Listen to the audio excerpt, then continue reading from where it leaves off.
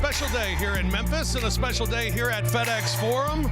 Coming up, the 20th annual Earl Lloyd Sports Legacy Symposium presented by the Hyde Family Foundation. Honorees Tommy Smith, Amari Stoudemire, Cheryl Miller. And then we got the 23rd annual Martin Luther King Jr. Celebration basketball game with the Grizzlies and the Timberwolves. Hi, everyone. I'm Rob Fisher. Brevin Knight is alongside. Always a special day. We got three great honorees today. What are you looking forward to? The biggest thing is we always say at this point in time, we always want to hear people's stories. How did Dr. King enlighten their lives? How did he affect their lives? How do they continue to live in his way? And so it would be especially happy to hear what these three honorees have to say. And I always enjoy hearing the stories about them visiting the National Civil Rights Museum as well. Well, it's all coming your way now. Let's get to the practice court and welcome in your host for today, the television voice of your Memphis Grizzlies, Pete Pranica. Good afternoon, everyone, and welcome to the 20th Annual Earl Lloyd Sports Legacy Symposium presented by the Hyde Family Foundation. I'm Grizzlies television play-by-play announcer Pete Pranica. I'll be your moderator this afternoon, and I want to welcome all of you here to the Built Ford Tough Practice Facility, and also welcome those of you who are watching on FanDuel Sports Network Southeast. Every year before the symposium, I like to read through some of Dr. King's writings and pull a quote that we might want to reflect on this very important day. And the quote that I chose today is this. Dr. King wrote, change does not roll in on the wheels of inevitability, but it comes through continuous struggle. And so we must straighten our backs and work for our freedom. Through our symposium today and the National Civil Rights Sports Museum Legacy Award, we recognize our honorees' dedication and contributions in the spirit of Dr. King to civil and human rights, the social justice movement, and serving as an example for future leaders through their careers in sports. Now, on the subject of future leaders, we'll be hearing from some. The winners of the 2024 Keeper of the Dream Award, they are here to share their thoughts on Dr. King's legacy and their own personal contributions to social justice. To introduce those students, please welcome the president of the National Civil Rights Museum, Dr. Russ Wigginton.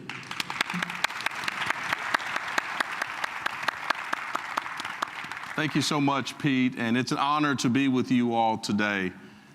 What really makes me excited is I'm with young talent, leaders of tomorrow, actually leaders of today, and we're going to hear from these leaders of today.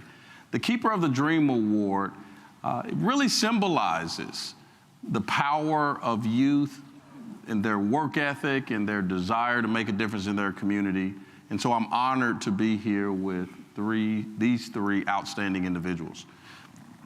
To my immediate left is I'm going to introduce each of them and then ask them to speak to the amazing work they've done. To my immediate left is Corey Mitchell Irby III, or the second. Corey is a East T-STEM Academy High School senior. He has led an East Campus cleanup with two classmates, Memphis Beautiful and East High's PTO. The goal of the cleanup project was to ensure the students had equal access to clean and healthy learning environments. Corey has helped open paths of communication between students and staff, leading the students that they receive more services and resources as they matriculate. Next to Corey is Maria Fernanda Machado. Maria is a senior at Central High School and is a dedicated leader and advocate committed to service and academic excellence. As a student attorney for Youth Court Services since 2022, she has fought for civil rights and social justice, earning recognition in the Daily Memphian. She founded Soy Mia, a nonprofit providing free menstrual products across Memphis focused on the Hispanic community.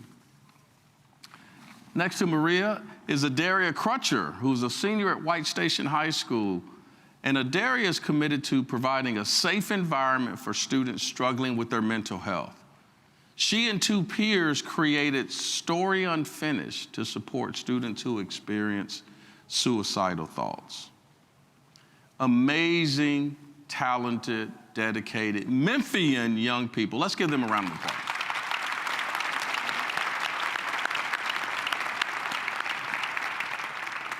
So I'm going to start with Corey. One of the things that I found so similar to the power of athletic prowess and achievement is the kind of work ethic and perseverance that it takes to lead and guide a project. Corey, could you speak about your work at East, T-STEM Academy, and your leadership accomplishments? Yes, sir. So my name is Corey. Very nice to meet you all. I led 2 community cleanup initiatives at East High School. The first one was just called the East High Community Cleanup, and the second one was called the Get Paid Initiative Community Cleanup, which was actually done in commemoration of Young Dolph's legacy. The 2 projects were very fun to execute. I think the biggest thing that kind of led to us fostering the project was just having an idea of how it would look and how we want people to feel when they read about the project. Some of the things you kind of think about when you want to lead a project are like, how do you want it to be remembered? What messages do you want it to convey? And, just how do you want it to feel? And so I think the biggest thing was kind of always being open to constructive criticism when people told you, okay, you can do this better, or you can communicate this better to people, or you can organize this a little bit better, because at the end of the day, efficiency is everything, and it's kind of hard to lead people when we don't have a common goal in mind. And so, every day my partners and I, we just kept on going at it and improving it day by day, and before you know it, we had 2 projects under our belt, so, yeah. All right, Corey, well done. Thank you.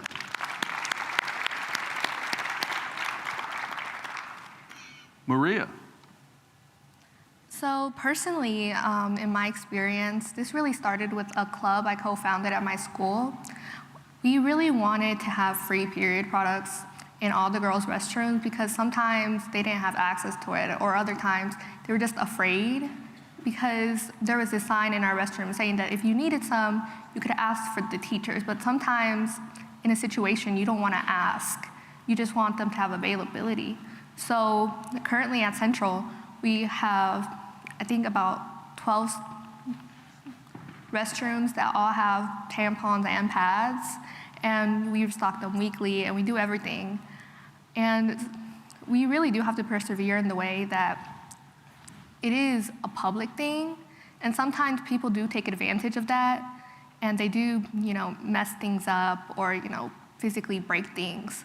But the club and I, we're really just trying to focus on making things better. And when I leave Central, I really want to make sure that this is something that continues. That's great. Thank you. That spirit of making things better for your fellow citizen, your fellow human. I love that. Thank you so much. So, Adaria, could you talk about your work at White Station High School? Hi, my name is Adaria, and I founded Story Unfinished with 2 of my friends. 4 years ago this month, my dad passed away. Actually, yesterday was his birthday. But after his passing, it really opened my eyes to how bad mental health can get for people. I found myself very sad, and it was hard for me to really understand how to deal with my emotions. As I started high school and continued through my years, I realized that a lot of people at my school also felt sad, and they also felt that nobody else understood them. And thinking back to how I once felt after my dad's passing, I didn't want anybody else to feel so alone, because the most opening part of my grief was talking to people that understood my pain. So me and my 2 other friends, we created Story Unfinished, our school's first mental health account, to give students throughout our school a voice and to let them know that their story matters. Story Unfinished's goal is to remind every student that they have a story worth continuing, that their life is important, that they shouldn't let their thoughts take over their world, that there's still hope out there. And we've created over 100 posts. We've created lots of community service events. We've had slime making sessions, yoga sessions, painting sessions, just events that children love, and it allows them to just interact with their peers and feel a sense of happiness, because it's hard when you feel that nobody else understands you, when you feel all alone. So Story Unfinished is really just giving a voice to those who feel that nobody understands them. And it's nice to see that we've really made a difference throughout our school and throughout our community. Very good. Excellent. So I'd like to follow up with a question for either of you or all three of you, if you'd like to answer.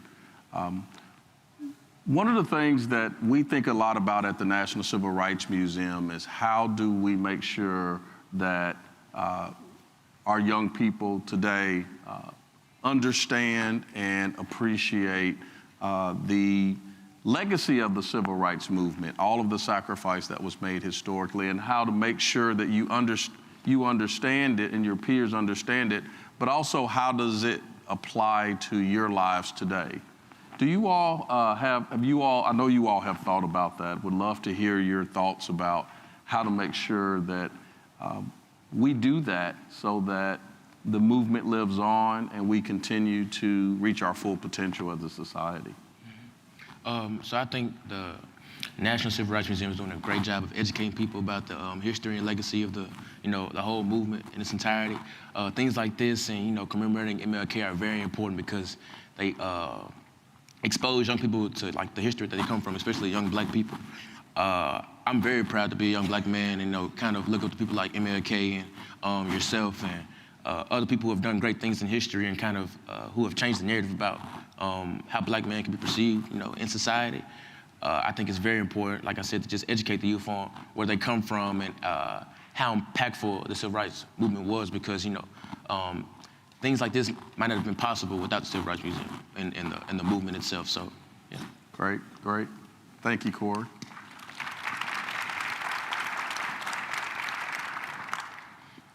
Yeah, so in terms of civil rights, to me, civil just comes from the word civic, which really means people. And if anything, it just means fighting for some type of people.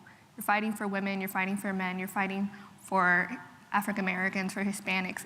You're fighting for someone. So really, the Martin Luther King Jr.'s legacy is really just for you to keep standing up and for you to keep fighting and for you to keep being loud, to keep screaming, and for you to get noticed. So. Great, thank you. Adaria?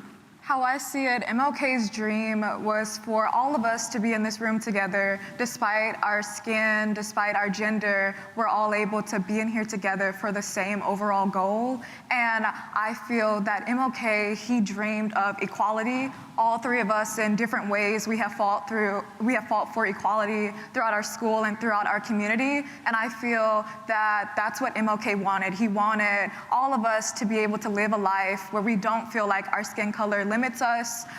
When I founded Story Unfinished, I didn't feel that my skin color limited me. I felt that even though I am a young black girl, and even though maybe 60 years ago I wouldn't have been able to strive for as many things as I'm able to, that I can still make a difference in my community. We can all still make a difference in our community, even as minorities, even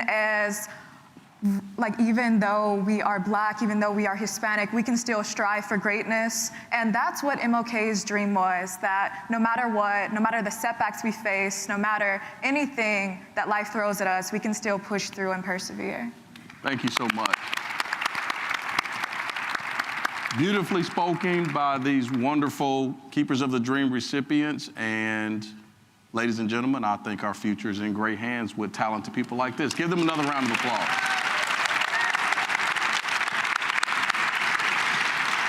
Dr. Wigginton and panel, thank you so much for sharing your thoughts. We really greatly appreciate your presence here today and your leadership among young people. We're going to pause here for a moment, and when we come back, we'll introduce you to the 2025 National Civil Rights Museum Sports Legacy Award winners.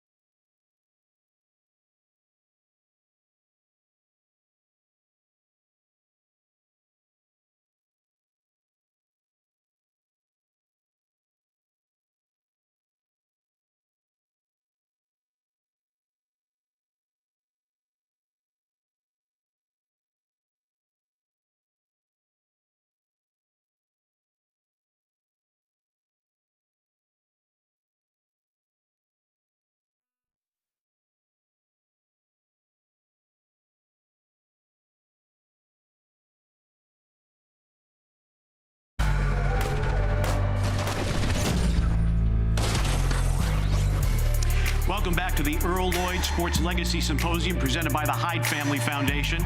It is now my immense pleasure to introduce our Sports Legacy Award honorees. Tommy Smith is most remembered, along with his Olympic teammate John Carlos, for their medal podium protest at the 1968 Mexico City Games. It should not be forgotten, however, that Smith set a world record of 19.83 seconds in the 200-meter race at those games. It was the first time that the 20-second mark was broken officially. It was a record that would stand for nearly 11 years. He is also the only man in the history of track and field to hold 11 world records simultaneously. He would go on to play 3 seasons of professional football with the Cincinnati Bengals. Later, a teacher and coach at Oberlin College and at Santa Monica College, he dedicated 37 years to educating and coaching young people. He has dedicated his life to championing the cause of oppressed people. Beyond his decades of human rights activism, Smith, through the Tommy Smith Youth Initiative, is dedicated to nurturing the health, fitness, and educational development of youth. Tommy believes that through the disciplined training required by track and field, athletics can serve as an effective vehicle for mentoring youth. Let's welcome Tommy Smith. Yeah.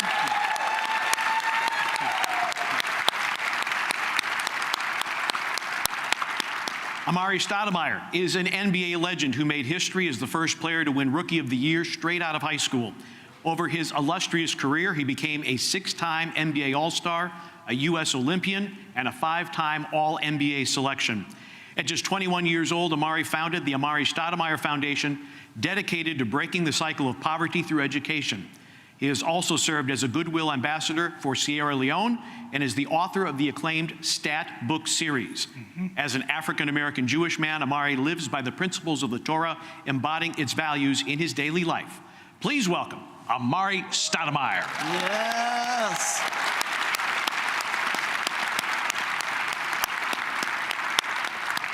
Olympic gold medalist, head coach, sportscaster, and one of the top 5 women's collegiate basketball players in NCAA history, Cheryl Miller is a basketball legend who helped popularize and elevate the women's game. Miller led the USC Trojans to a 112-20 record and 2 back-to-back NCAA titles in '83 and '84. That was an NCAA first. She was named tournament MVP both years, and in the international arena, Miller led the U.S. women's basketball team to gold medals in the 1983 Pan American Games, the 1984 Summer Olympics in Los Angeles, and the 1986 Goodwill Games in Moscow, as the U.S. team broke the Soviet Union's 152-game winning streak. When knee injuries cut her professional career short, Miller turned to coaching as head coach for USC, Langston University, Cal State LA, and the WNBA's Phoenix Mercury, where she also served as the team's general manager, becoming the first person to serve in both capacities in the history of professional basketball. She also served as a basketball analyst and commentator for ABC, ESPN, TBS, and TNT, becoming the first female analyst to call a nationally televised NBA game in November of 1996. Miller's recognition includes induction into the Naismith Memorial Basketball Hall of Fame, the Women's Basketball Hall of Fame, the FIBA Hall of Fame, and the California Hall of Fame. Ladies and gentlemen, Cheryl Miller.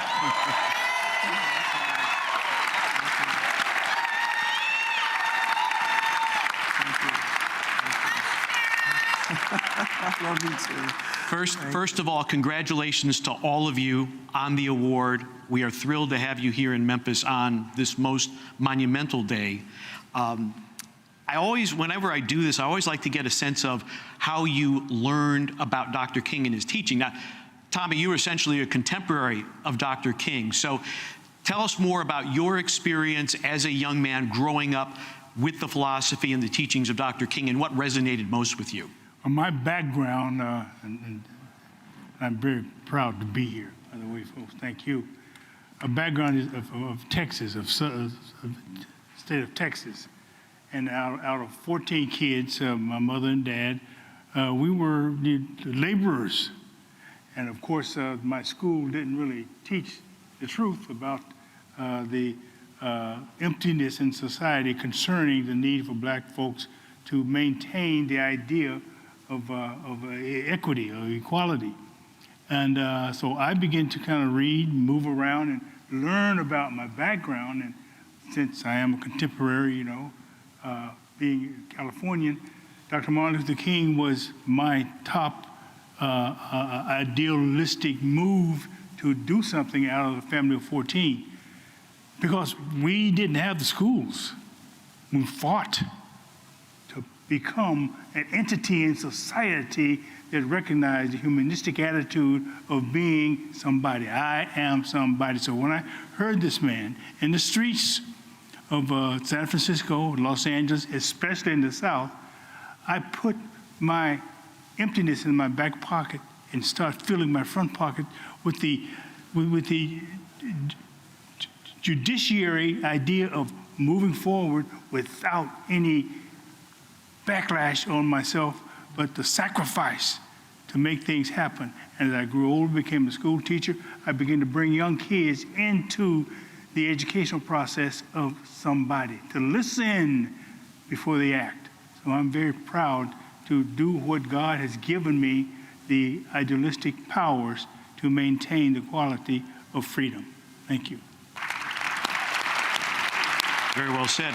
Amari, obviously you didn't have the benefit of being a contemporary of Dr. King. So when did you first come upon his teachings, and what impressed you most? I was young actually when I actually heard Dr. King, and I was more so trying to figure out, my particular way of living. And I was researching a lot of leaders that were powerful and impactful leaders before my time. And Dr. King was one of the leaders that I gravitated to because of his wording and what he was saying and his speeches that he gave over, right? And so I used a lot of that information that I've learned from Dr. King and applied it to myself. Amen. Cheryl, what about you? I'm pretty much the same. With Amari, it's growing up in school, Black History Month and mom and dad, and getting bits and pieces and snippets of history. And Dr. King, it wasn't until obviously when you get older and you're able to do your own research and you live and you learn. But what I was most struck by was his age, 39. And what was I doing at the age of 39? And to be that poised and wise beyond his years is amazing.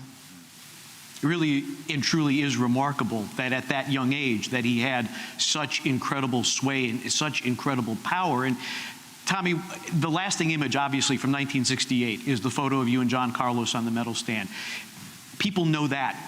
They don't necessarily know the backstory, because you were involved in an organization that at one point was saying we shouldn't even go to the Olympic Games in 1968. Can you give us a little backstory about how that came about? Because I know that you were concerned about what was going on in Rhodesia. You were concerned about the treatment of Muhammad Ali and other things. Can you give us some detail on that? Yeah, I wish I could give you the detail, but it was a trial and error for me. I was in college, and could you believe I was also ROTC, Reserve Officer Training Corps?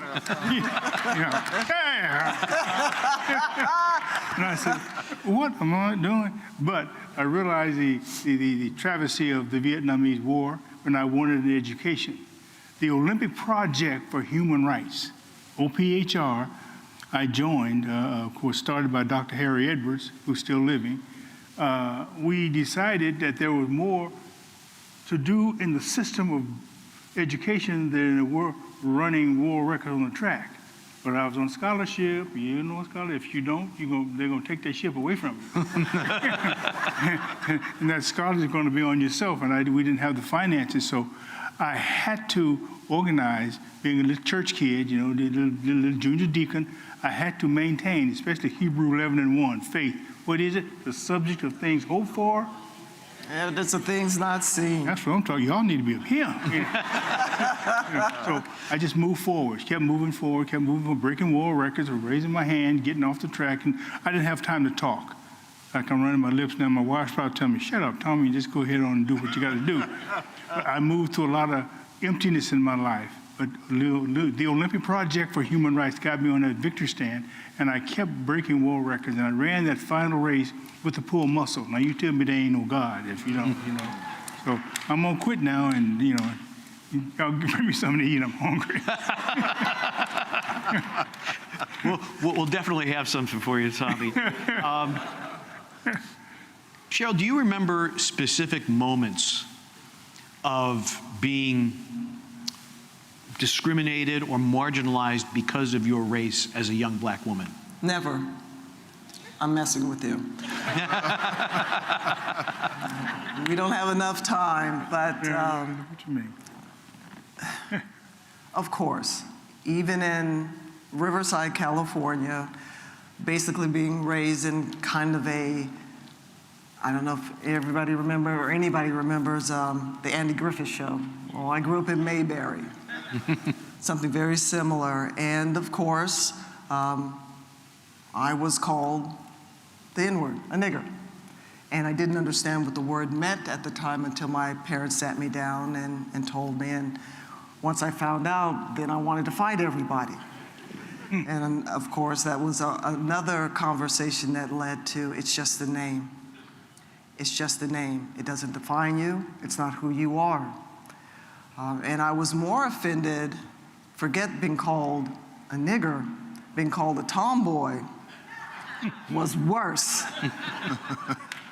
Only because I was better than all the males growing up, you know. So if you're gonna call me something, you gotta choose your words correctly.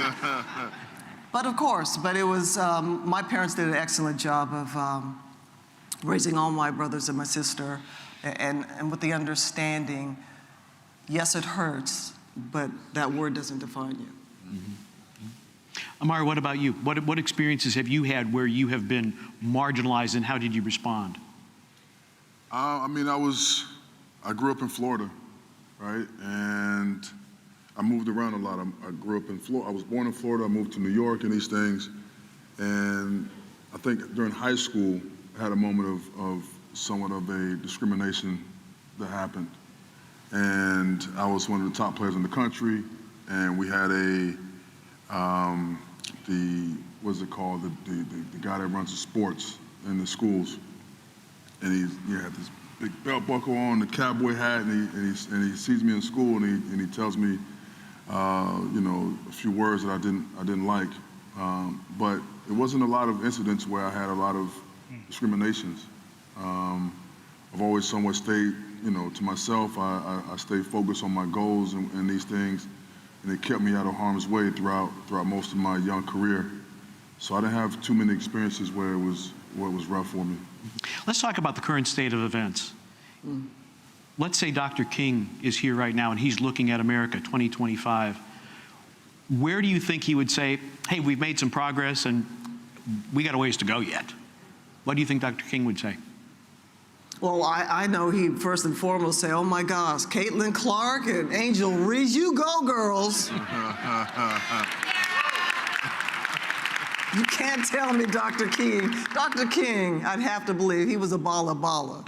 He was a baller. But I think he would be pleased where women in general are at, where we are encouraged, fired up to go, and would be impressed by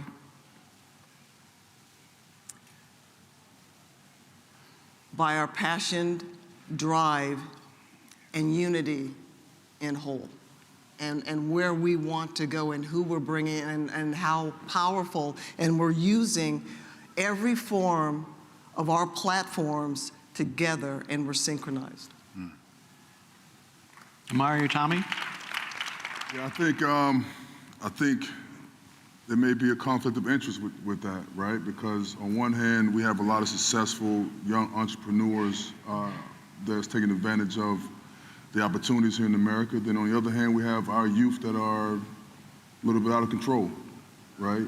And I think with our youth, with the lack of education, the lack of wanting to pursue greatness, whether it's in school, whether it's in becoming doctors, lawyers, and these things, we don't have that type of motivation right now in our communities, right?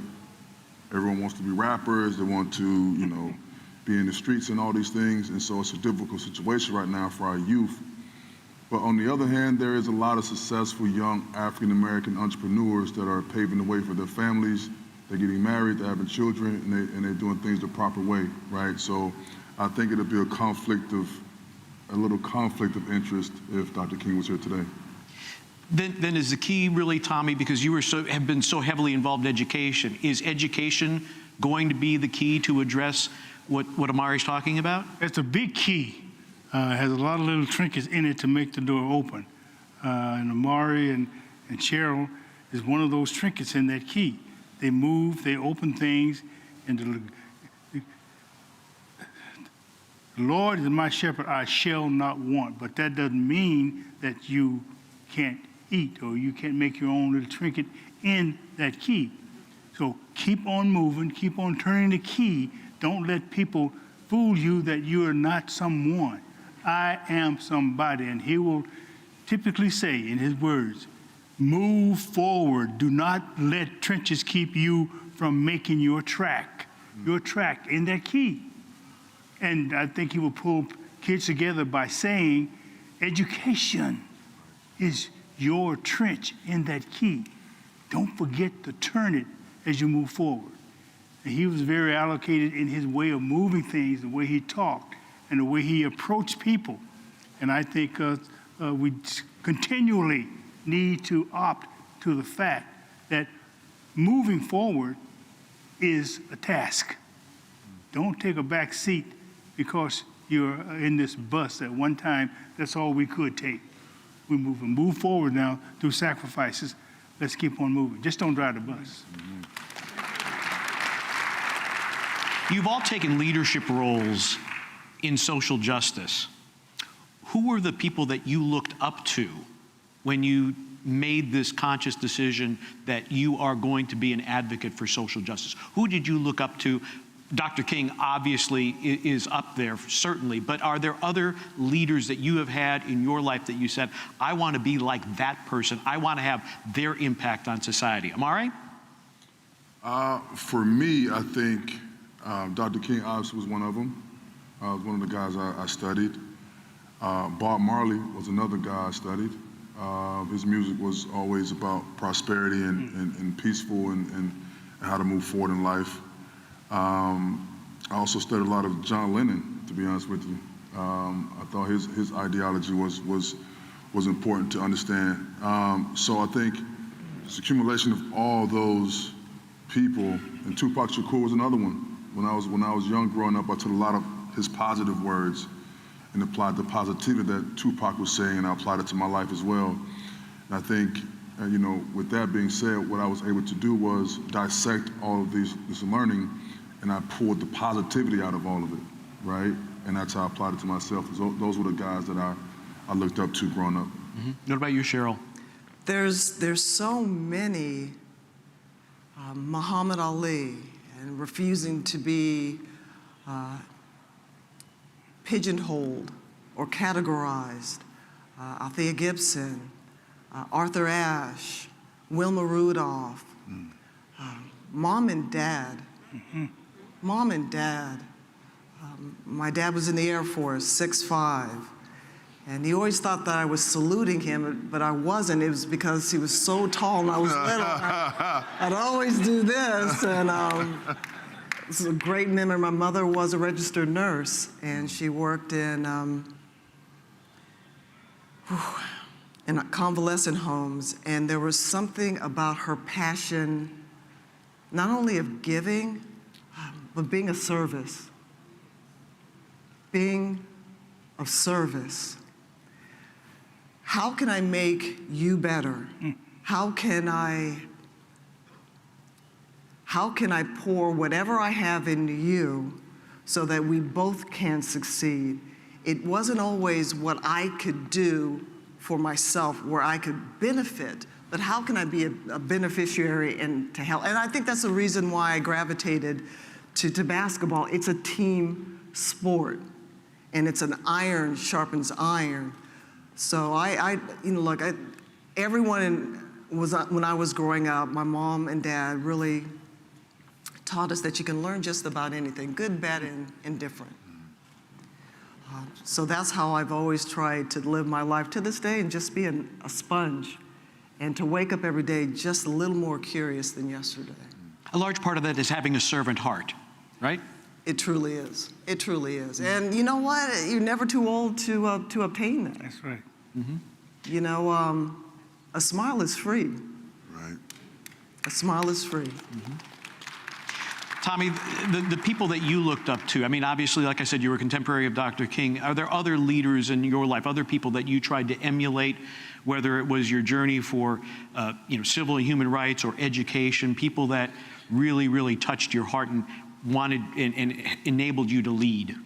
Well, these two young folks up here really answered my question for me. There's a plethora of things. I'm from the old school. And I don't know if you know I Was Born by the River. Who sang that? You better believe in a little tent. It's like I was. I've been running ever since. I've been doing that. My mom and my dad couldn't read. Mother had to tell him to do things other than sit at the table to eat. I had 12 brothers and sisters who was always there. I had cotton fields all around the house. There was hogs that ate better than I did. And so it's a plethora of things. And in singing, Daddy said, boy, you better learn how to sing them Christian songs and leave that he called it, that was a name for it. He called the songs that didn't have God in it. And so I learned from the old school, and I saw people growing up. And now I'm looking at people who are grown up who see what I didn't see. They're saying what I couldn't say, only heard, I couldn't repeat. So I continually grew, but my wheel was always rolling. It was always rolling forward. It never stopped, moving backward. And my wife can tell you, I keep bringing her up because she's a force of my strength to move forward. If I didn't have her, then my wheel would still move, but probably in the back.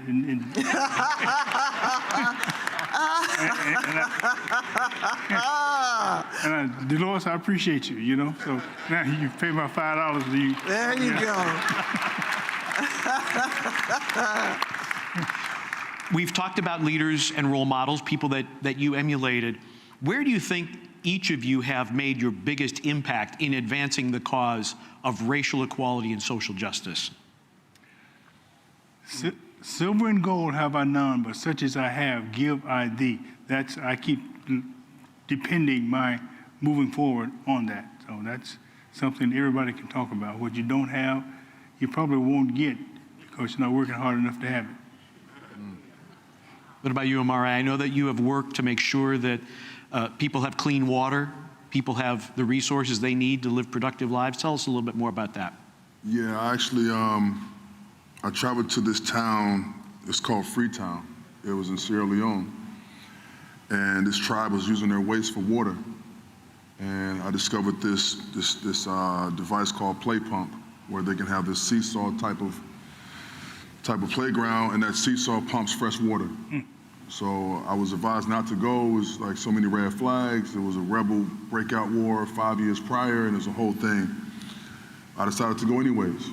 And I flew to London and then also connected over to Sierra Leone, and we drove through the jungles to Freetown, to the small village. And it was in the jungle. And we built this water well, and when that tribe of people discovered this fresh water, it was such a celebratory moment for them, right? And so it's little things like that that allows me to further my advocacy for peace and love around the world. And that's something that I continue to do until today. Cheryl, what about you? Wow, I'm in the beginning stages, so this is actually couldn't have been a better time to receive an award and to be in Memphis. In Memphis, you guys are just a baller city. I love everyone here. The city is so inspirational, but it's in the infancy stages of the Cheryl Miller Foundation. It's equality in women's sports, but I now know that I've got a lot of work to do, y'all.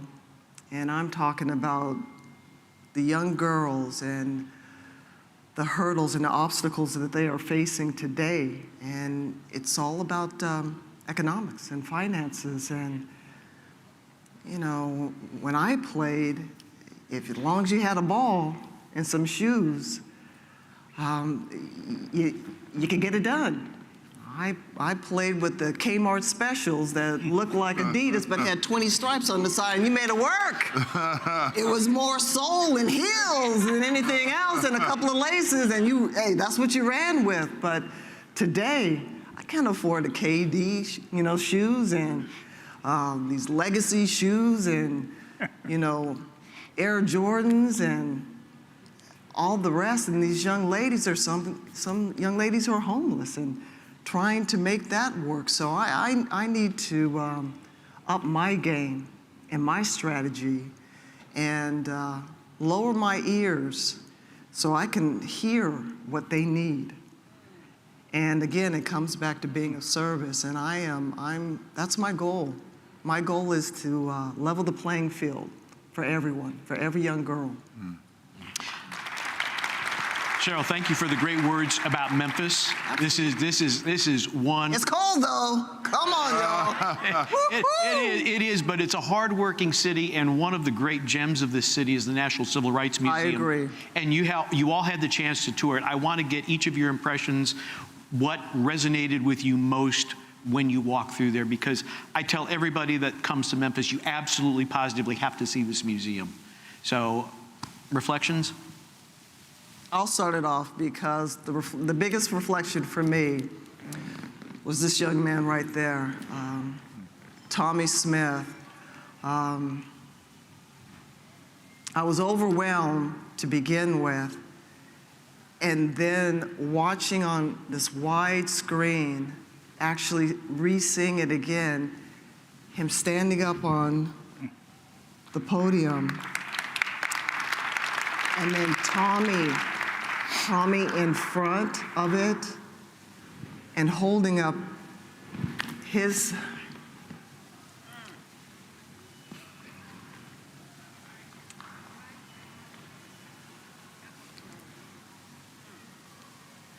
the first thing that popped in my head was, young man, would you have done it had you known the price that you would pay? Young man, who was there to hold you when your tears were shed? Young man, God bless you for the courage to take that stand.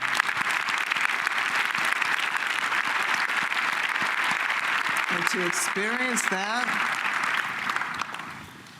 to watch this young man grow, come out of high school to be who he is as a young man. When I say that I've got to up my game, folks, I've got to up my game. And Memphis, thank you for blessing me so much for this opportunity to be here again. Thank you. Mari, as you walked through the museum yesterday, what struck you the most? Wow, it was so much to intake. Yeah. I mean, it was so much to intake. I was just going through the legacy of Dr. King when it started, and how young he was at 26 years old, I think, when he first started out. And, and being able to become an advocate for situations that were not fair, right? And to take on a leadership role, despite all the discrimination that you may receive from that. Having that courage to do so, and then to be, and to continue on for those 12 years, I think it was, until the tragic happened. But, just taking in all of those moments of all the courageous people during that time, before my time, before I was born. And so for me, it was a massive history lesson to just really just take it all in. If I had more time, I would have a pen and pad out taking notes the whole way through, right? Absolutely. I would invite my children to come and take a look and sit down and really take this all in, because this is history. And I'm thankful that the Civil Rights Museum preserved all this history for guys like myself who wasn't there to live through it, but now I can look and see it. And so for me, being able to see all this and what was accomplished, and then now to give that over to the next generation so they can see and also move forward in that space. So the entire museum was very special to me. Tommy?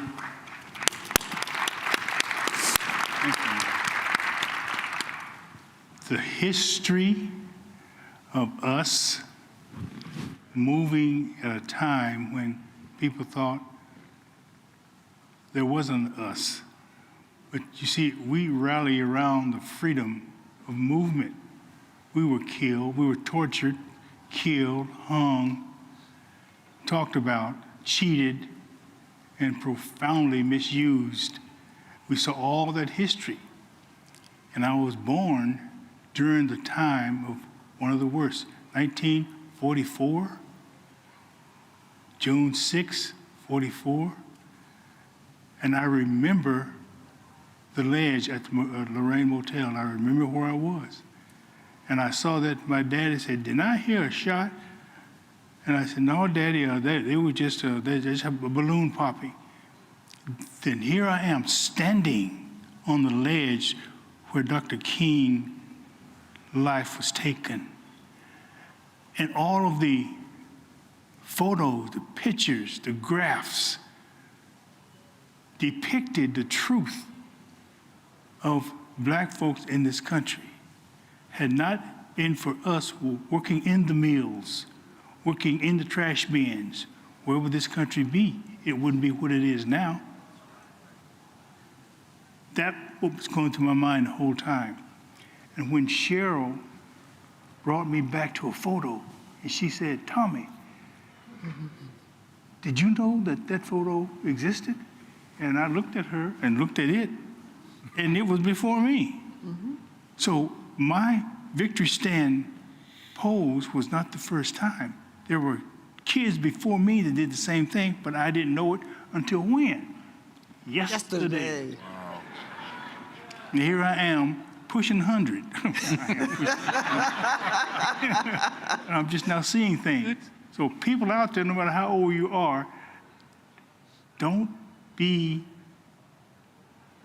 unaware of. There are things that you don't know that you still have to learn, no matter how old you are, no matter what kind of degrees you have. Nothing is bigger than life. Okay, Dolores, I'm gonna quit now. We have a lot of technology these days. The one thing we don't have is time travel. But if we had time travel, if each of you had the opportunity to sit down with Dr. King, cup of coffee, whatever, what would you want to talk to him about? What would you ask him? What would you want to pick his brain about? Why? Feel it, why? And he can pick, or anyone can pick a choice out of why. They'll probably say, why what? But that's simple Tommy, who's done all this so-called educational teaching. I'm still a simple person that love to hear the other folks more than talk myself. Can you believe that? So you would just ask him why he undertook what he did. I'd have to back, yeah. I'd want to know why, Yeah. or did he think about passing on the opportunity?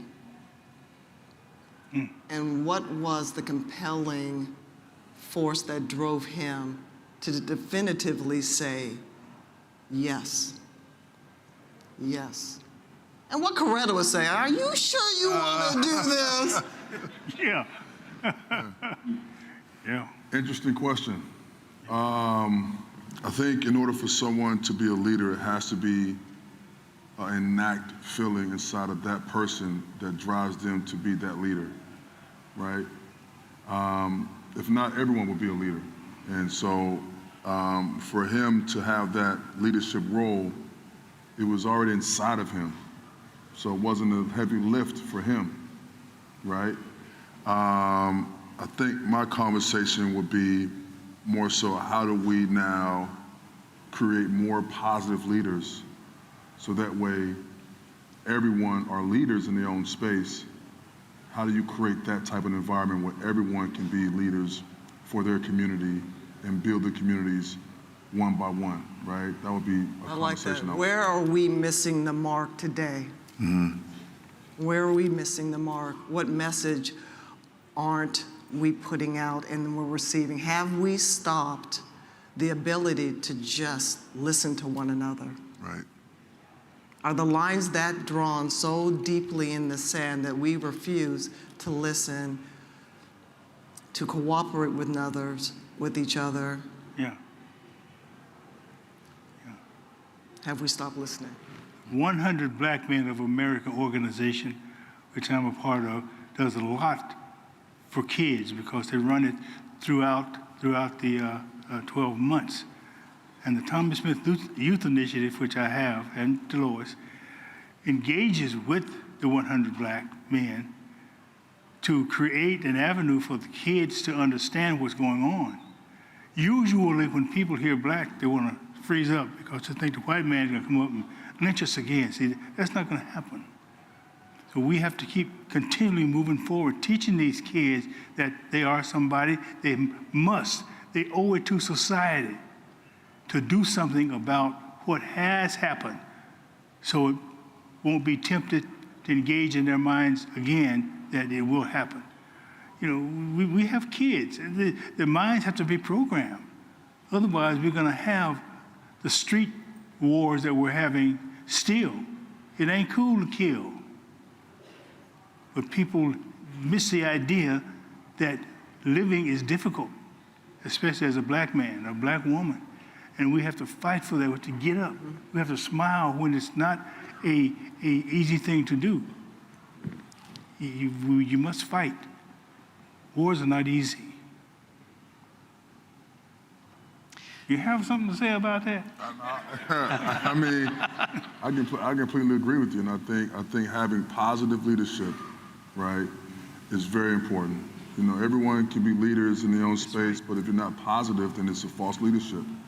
And I think that's important to give over to the youth is be well groomed, be kind to your neighbors, have acts of kindness, and all these things, and be a positive influence in your community. And I think that's how we can change our communities.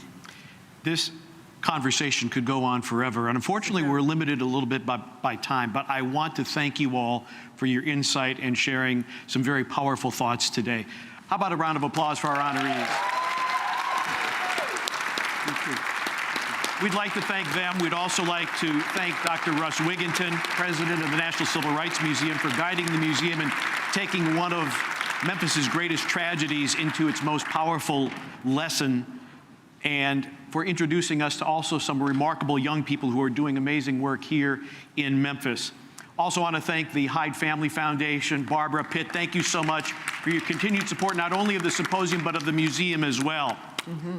Really hope that our conversations here have resonated with you, with things that you can take back into the local community, that you can share with your friends, your families, your coworkers, and your peers. We hope that this was meaningful for you, and we look forward to the presentation of the award at pregame this afternoon, and also the game between the Memphis Grizzlies and the Minnesota Timberwolves.